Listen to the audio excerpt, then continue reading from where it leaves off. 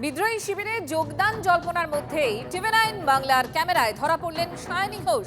দিল্লি বিমানবন্দরে পদত্যাগী তৃণমূল সাংসদ সুস্মিতা দেবের সঙ্গে দেখা গেল যাদবপুরের সাংসদকে। ফিরলেন কলকাতায়। তৃণমূলের বিদ্রোহী 19 সাংসদের তালিকায় সই করেছেন তো সায়নীও। ভোটে ভরাডুবির পরেও সংগঠনে সায়নীর উপর ভরসা রেখেছিলেন কিন্তু মমতা বন্দ্যোপাধ্যায়। যুব তৃণমূলের সভানেত্রী পদেও সায়নীকে বহাল রেখেছিলেন তিনি, যদিও ভোটের ফল প্রকাশের পর থেকে দেখা মেলেনি সায়নী ঘোষের।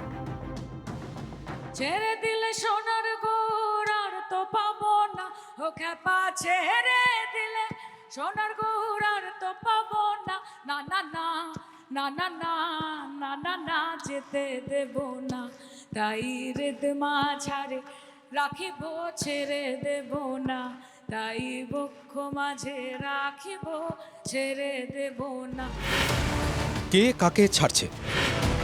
আপাতত ছাড়াছাড়ি তালিকাটায় জুড়ে গেল আর একটা নাম, সায়নী ঘোষ।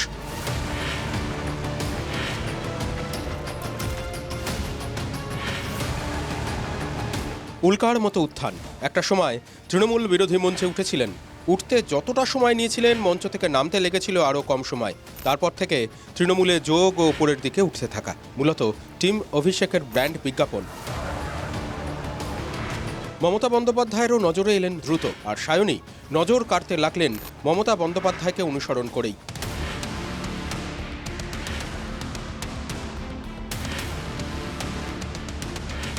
একই রকম নীলপাড়ের শাড়ি, একই রকম হাওয়াই চটি, আর কথাবার্তাতেও একই রকম আগ্রাসী।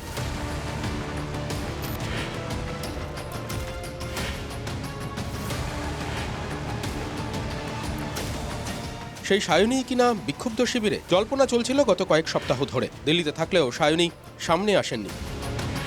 অবশেষে কলকাতায় ফিরলেন, কিন্তু তৃণমূলে সেখানে সম্ভবত রাস্তা বদলের পথে মমতা অভিষেকের আস্থাভাজন।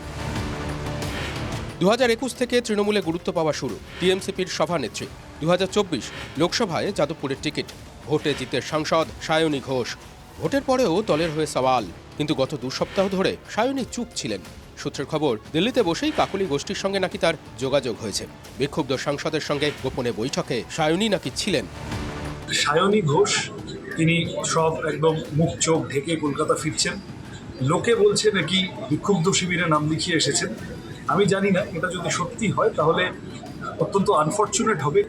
যাদবপুরে এত কিছু হচ্ছে, তিনি যাদবপুরের সাংসদ, দেখা যাচ্ছে না।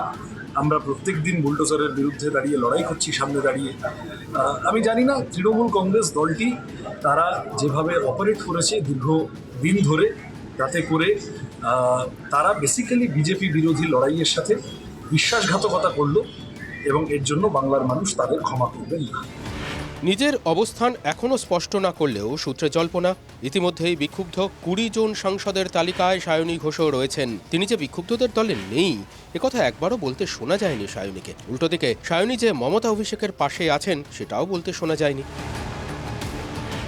অনেকে বলছেন, তারকাদের মাথায় তুলে দলে অনুগতদের যে দূরে সরানো হয়েছিল, বিপদের দিনে পিঠ দেখিয়ে সেই সত্যিটা বুঝিয়ে দিচ্ছেন তারকারাই।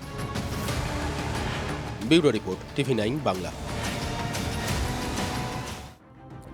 নাম না করে তাই সায়নী ঘোষকে কিন্তু কটাক্ষ করলেন মদন মিত্র। মুখ ঢাকতে হচ্ছে কেন? কিছু হয়েছে? কোথাও কারফিউ হয়েছে? প্রশ্ন করছেন মদন মিত্র। আমি তো মুখ ঢাকছি না, আমি মুখ ঢাকবও না, জানালেন কামারহাটের তৃণমূল বিধায়ক। সায়নীকে নৈবেদ্যর নাড়ুর সঙ্গে তুলনা করলেন কুণাল ঘোষ। মুখ ঢাকছে না আমি মদন মিত্র? মুখ ঢাকতে হচ্ছে কেন? কারা মুখ ঢাকছেন? কেন মুখ ঢাকছেন?